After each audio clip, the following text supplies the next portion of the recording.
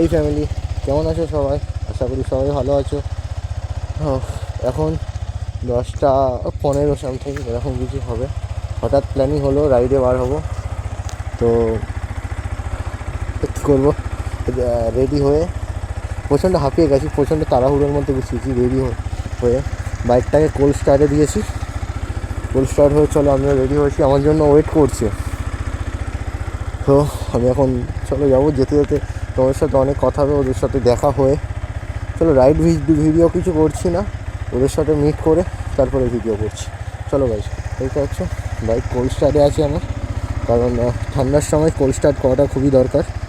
চলো ফ্যামিলি, দেখতে পাচ্ছ আমরা চলে এসেছি নতুন দিয়ারা কাটিপোতা ব্রিজের কাছে। এখন আশিসের জন্য ওয়েট করছি। এটা অর্ধেন্দু, এটা সম্রাট, লজ্জা পাচ্ছে। তো এখানে এখন আশিসের জন্য আমরা এখন ওয়েট করছি, ও আসতে দেরি হবে, আমাকে তাড়াহুড়ো দিয়ে বার করলো। দাদা রেস্টুরেন্ট থেকে এখন আমরা খাবার দাবার নিচ্ছে, কিন্তু আমাদের জন্য খাবার দিচ্ছে। খাবারটা দেখে, খাবারটা না একটু দেখিয়ে দাও।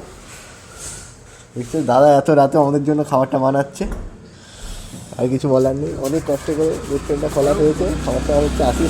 তারপরে চলো ফের আমরা বার হবো। স্প্রিং রোল খাওয়া শেষ হয়ে এসছে, মাস্ট খেতে। দেখো এ তো খেয়ে যাচ্ছে তখন থেকে, আর এই লজ্জা পেয়ে খাচ্ছে। আমি তো ভাই বিন্দাস খেয়ে এসছি, আগে যদি বলতো যে এরকম ব্যাপার না খেয়ে আসতাম।